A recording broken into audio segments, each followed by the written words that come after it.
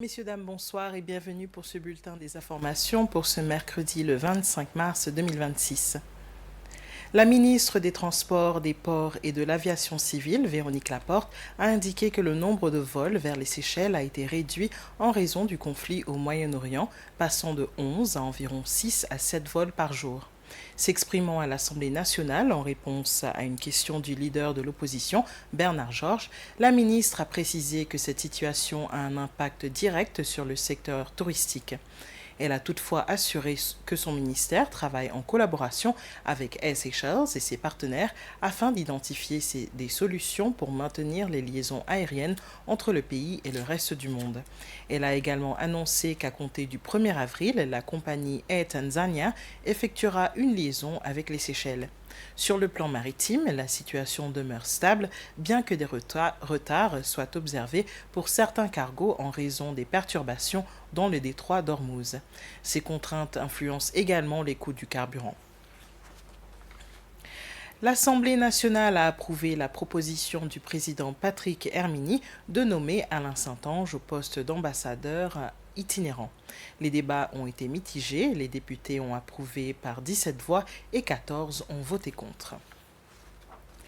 Une commission d'enquête indépendante chargée de faire la lumière sur l'incident survenu à la prison de Montagne-Posée en 2024 en décembre, a été officiellement assermentée ce matin par le président des Seychelles, Patrick Herminy. Présidée par le juge Alfred Mavetzengue et composée également de Melchior Vidot et Vic Tiran, la commission a pour mandat de mener une enquête approfondie sur les incidents des 6 et 7 décembre 2024 survenus à la prison de Montagne-Posée. Le juge Mavetzengue, qui est un Zimbabwéen, a déclaré que la commission effectuera de nombreuses interrogations pour trouver la vérité concernant les événements dans le centre pénitentiaire. Justice Mavetzengue, qui est un professeur zimbabwéen, a déclaré que la commission effectuera de nombreuses interrogations pour trouver la vérité concernant les événements dans le centre pénitentiaire de Montagne-Posée. Il a dit que la commission travaillera avec l'intention d'aider le pays à aller de l'avant et que les audiences seront accessibles au public. Les travaux viseront à établir les faits, déterminer les responsabilités et analyser la réponse des autorités, notamment celle des services pénitentiaires, de la police et des forces de défense.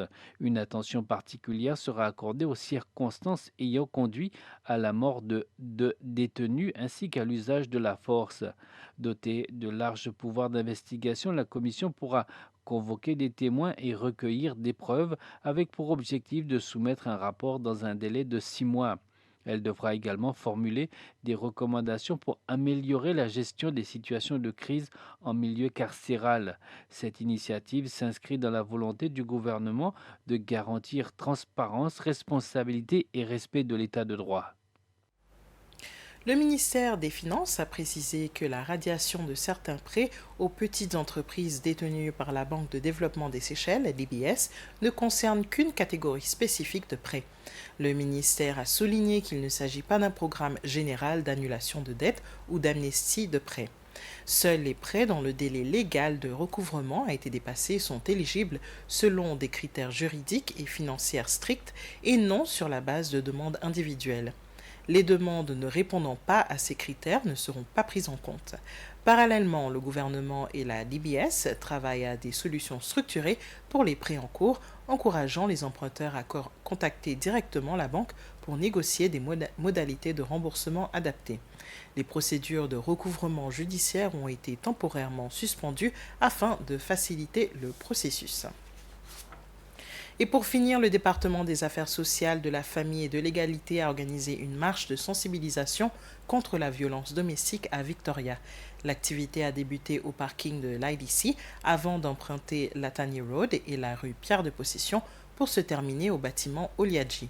La marche a réuni les employés du ministère venus apporter leur engagement dans la lutte contre ce fléau. Cette initiative s'inscrit dans le cadre de la Journée Orange, observée chaque 25 du mois, visant à sensibiliser la population aux violences faites aux hommes et aux femmes.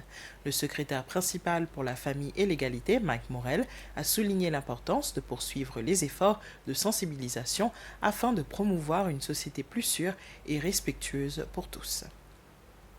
Et voilà, messieurs, dames, c'est avec ça que nous arrivons à la fin de notre bulletin des informations. Retrouvez-nous à 19 heures pour les informations en anglais.